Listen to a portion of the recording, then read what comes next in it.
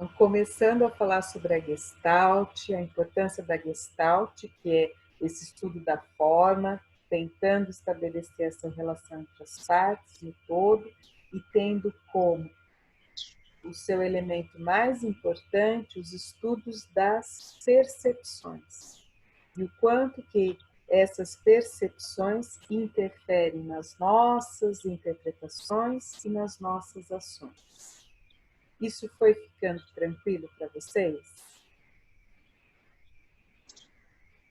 Então, é muito interessante, né, quando eu falei da história desse que parecia ser um triângulo, embora ele não tivesse fechado, a gente sabe que é uma figura que poderia ser um triângulo, mas que ainda não é. Mas, se a gente olhar rápido, será um triângulo. E no nosso dia a dia, aonde há interferências com relação a isso? No nosso dia a dia, por exemplo, tirando aqueles semáforos que tem o cronômetro, né, on time, os demais, quando ele está amarelo, alguém aqui tem dúvida do que vai acontecer logo em seguida? O que vai acontecer? Vermelho. Vai ficar vermelho, ou seja, pare, né? Então, olha como já essa percepção, eu estou observando, ele está amarelo, vai se tornar vermelho, né? Eu já tenho essa antecipação de saber que ou dá para transpor ou não dá. Não dando, eu tenho que desacelerar. Então, eu já vou interpretando e já vou tendo ação. Vou desacelerando, porque eu vou ter que parar no semáforo, né? Então, esse é um exemplo. Um outro exemplo, que é super criativo com as crianças, que eu adoro, que é brincar das formas das nuvens. Isso é maravilhoso. É lógico que aquela nuvem não é, né, o formato de um tubarão. É lógico que aquela nuvem não é um unicórnio. É lógico que aquela nuvem não é o cachorrinho. Mas o grande barato é o quanto que nós podemos, se nos permitirmos com as crianças, a entrar nessa aventura, o quanto que isso é rico, o quanto que isso é interessante, porque a criança começa a perceber aquela forma e começa a querer dar uma significação para aquela forma.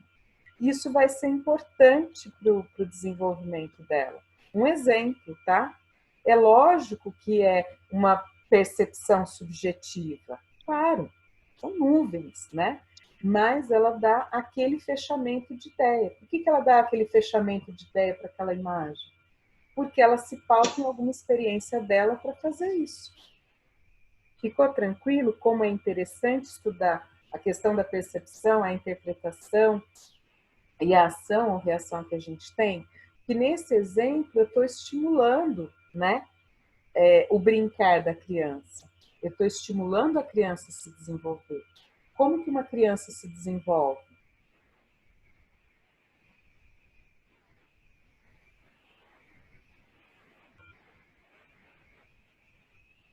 Vamos pensar aqui. A criança se desenvolve brincando, não é?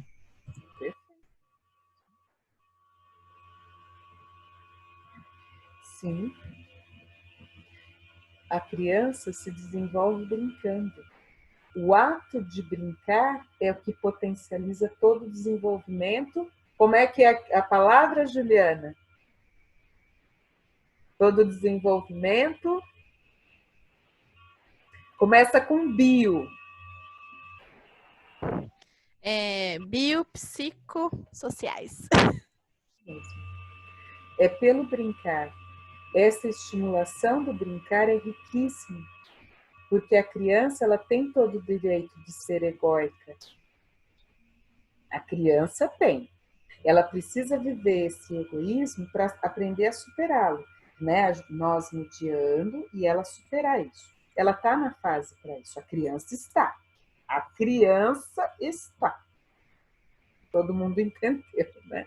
a criança está. Então, ela precisa disso. E o brincar, ele facilita com que ela possa ter os momentos em que ela tem uma certa competitividade, mas ela também tem a cooperação. Isso é desenvolvimento para ela, isso é importante. Ela precisa vivenciar isso para aprender a lidar com isso. Eu não posso fingir que a criança, né, não tem, não posso coibir a criança de ter o egoísmo nessa fase da vida dela.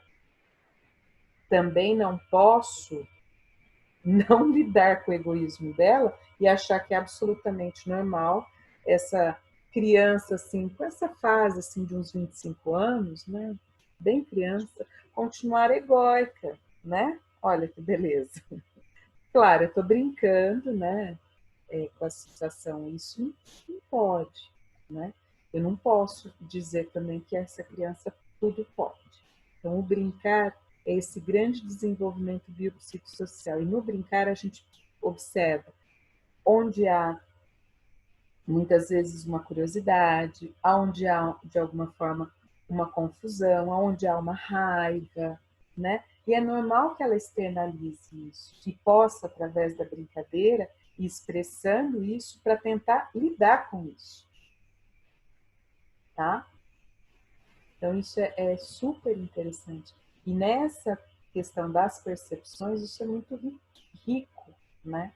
Isso é muito rico para a criança e tentando se desenvolver, percebendo algumas situações que acontecem no entorno dela.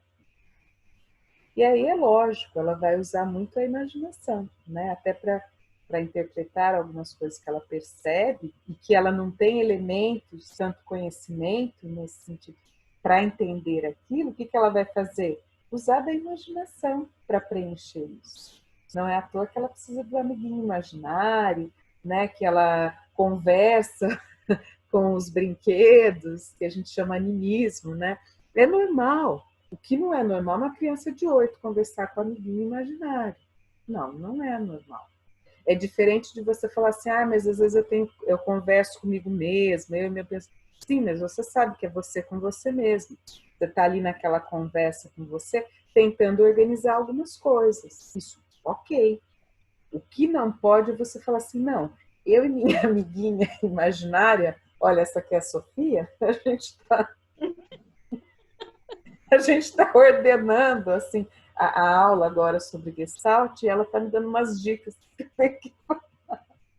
Então, assim, é só brincando com a situação, de forma muito cuidadosa mesmo, mas só para vocês entenderem o quanto que é interessante, né, esse tipo de estímulos, essas percepções, e a gente observando as interpretações, as reações da criança, e também dá para observar isso no adulto, no adolescente. Então, a linha da Gestalt, ela vai apontando o quanto que nós percebemos, interpretamos, agimos ou reagimos. E vai apontar também o quanto que a gente tem que tomar cuidado com as alterações da nossa percepção. Que era o exemplo do triângulo que não era triângulo. Muito cuidado com as alterações da nossa percepção. Um exemplo, né?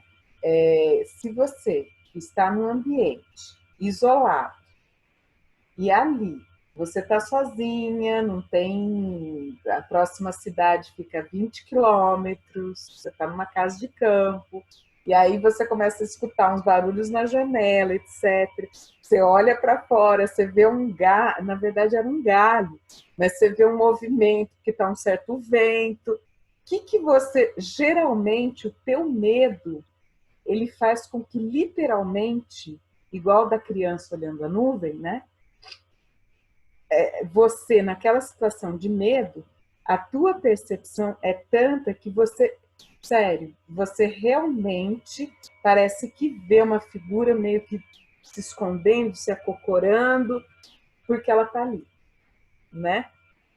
Então, é só um adendo que, às vezes, esse estado emocional pode alterar a nossa percepção. Ou, às vezes, situação cotidiana, vamos falar uma coisa leve. tem aquela música do Paulinho da Viola, do semáforo lá, tudo bem e tal. Essa, ok, quando você reconhece, é a mesma pessoa conhecida que você não via faz tempo. E quando você tem a certeza que é a pessoa, você vai até a pessoa e quando você toca a pessoa, você olha assim. Vocês já tiveram essa reação? Já aconteceu com vocês? De vocês irem e falarem, nossa, quanto tempo, é fulano, é fulana, e você tem a certeza.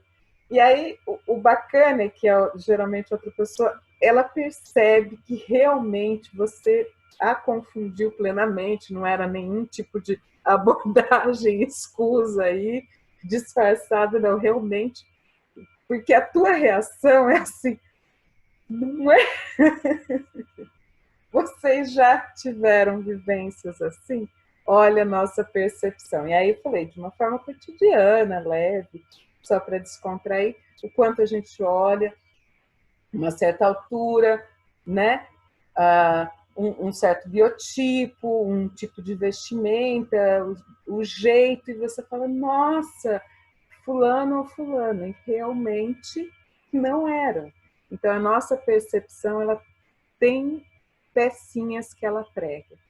E a Gestalt vai apontar, né, que ela é muito rica a gente investigar as nossas percepções, mas tomarmos um certo cuidado com elas, porque há sim algumas, eles chamam de deturpações ou modificações da percepção, que no fim a gente precisa ir se aproximando mais, observando vários outros pontos para tirar uma conclusão. Por isso, nunca de pronto, né? Aí foi só um exemplo. Claro que o ato final foi chegar, se aproximar, e daí falar, mil desculpas, te confundi, e tá tudo bem, vida que segue, certo? Então, só para vocês perceberem de uma forma leve. Mas existem confusões não tão leves, tá? Então, muito cuidado com o que os gestaltistas apontavam, que são essas deturpações da percepção. Porque às vezes você fala assim, não, eu vi sim, era fulano que estava pulando o portão. E às vezes não era. É um exemplo, tá? E muitas vezes pode ser que não fosse. Era alguém muito semelhante e que não era. Às vezes era mesmo, mas às vezes a gente tem a nossa mente, né, o nosso cérebro pode muitas vezes pregar essas peças. E podem ser tão verdadeiros quanto a história das cores do vestido. O formato era igual em um e outro, né? Ninguém alterou o formato dos vestidos, mas as colorações eram diferentes. E ambos estavam corretos, quem via preto e azul e quem via prata e dourado, enfim. Não me lembro as cores, mas eram bem diferentes, mas ambos estavam corretos. E a Gestalt gostava, para comprovar isso, de trazer aquelas imagens. Vocês já viram aquelas imagens que são ou um castiçal ou a figura de perfil de dois rostos? Uhum. A figura de duas pessoas idosas ou dois mexicanos, né, com sombreiro, escorados. Já viram essas imagens? É uma moça ou é uma senhora, uma idosa. Então, estas são relações super interessantes da Gestalt, que serve para mostrar o quanto que o nosso cérebro ele pode oscilar de uma pessoa para outra, uma tem uma percepção primeira, a outra tem outra percepção primeira. E não é necessariamente porque é o hemisfério direito, o hemisfério esquerdo, os estudos em cima disso são muito inconclusivos. O fato é que o nosso cérebro ele tem percepções próprias, né? E muito particulares. Não tem por que ver isso primeiro, aquilo primeiro, não tem nenhum critério, esse é melhor, esse é pior. Não, é só uma constatação que o nosso cérebro, a gente precisa muitas vezes olhar com calma algumas coisas, porque de imediato a gente pode ter uma percepção equivocada. Tá?